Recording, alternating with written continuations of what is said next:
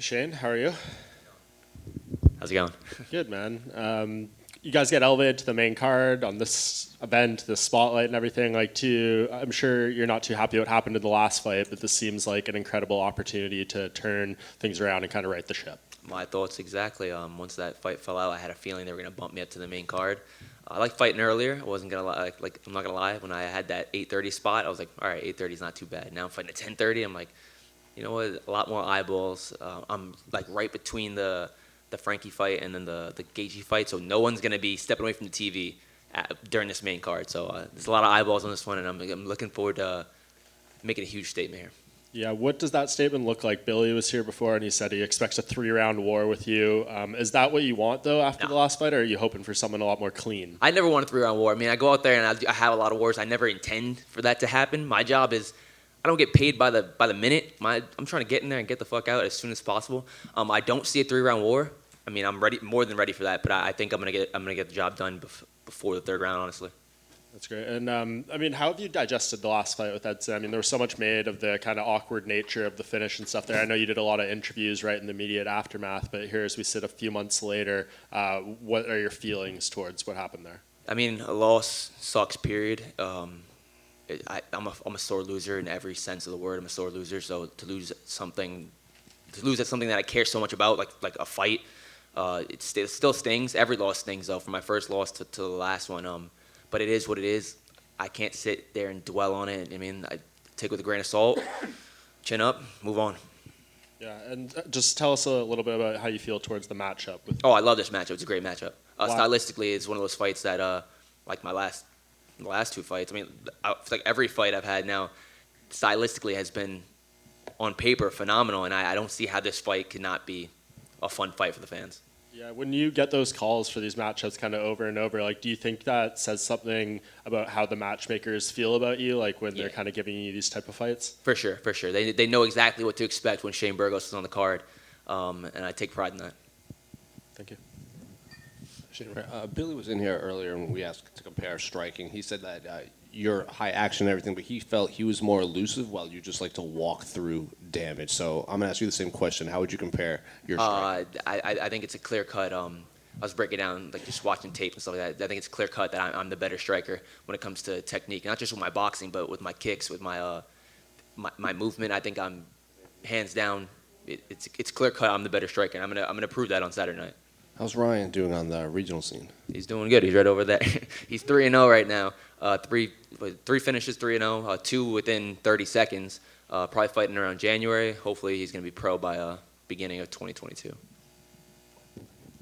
Shane, we've seen you fight. Hey, we've seen you fight in New York a lot in your UFC career, but obviously the last couple fights, for obvious reasons, you've been fighting outside of the state.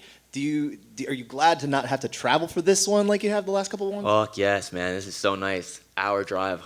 You can't beat it. My wife and my kids are gonna be able to come to the weigh-in show, so I'm excited for that. I have so much friends, so much family. It felt like driving here yesterday. It felt like I was driving another day of training. It was weird. I haven't had that in now 2 years almost. It was 2 years to the date that I fought MSG last.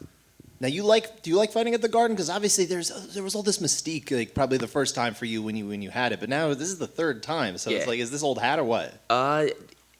It's convenient. So yeah, I fucking love it. Awesome. Then Shane, with that last knockout, a lot of people were like, oh, well, like, what does it do? Like, his health, his just morale. Can you just talk a little bit about just how do you feel after that particular knockout compared to, you've been in hard fights before? Yeah, confidence is at an all-time high still. All-time high.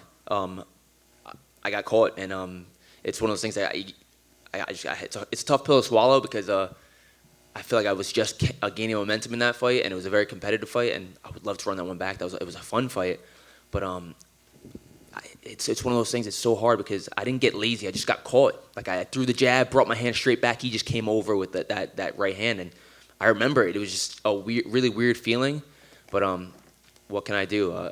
I feel like I went in there and I stood with one of the best strikers in the world, pound for pound, in my opinion. And I've been watching this dude since I was fucking 13, 14 years old in high school, and standing across from him and not just going there just to compete against him, going there to beat him. That's the mentality obviously I always had, but I feel like I still could have won that fight. So my confidence hasn't gotten. My confidence is all time high still.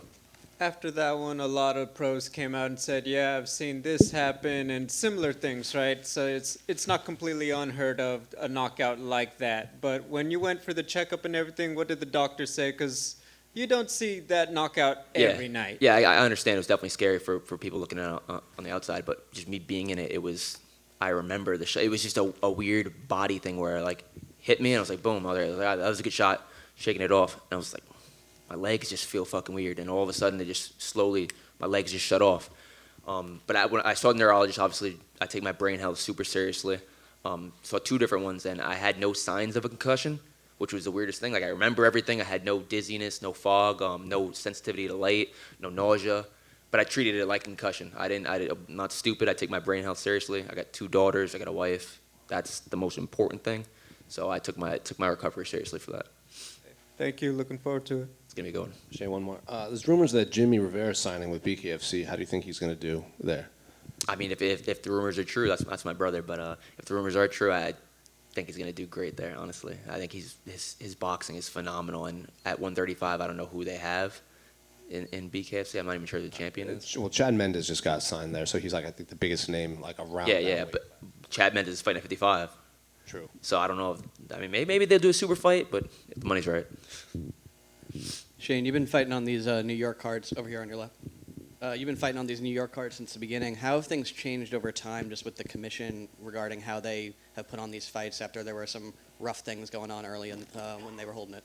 So for the last, this is the first fight since the pandemic that I feel like it's really been back to normal. Like they've been super, more laid back, I think. Like my first COVID fight, that one was super strict, and this one almost feels 100% normal.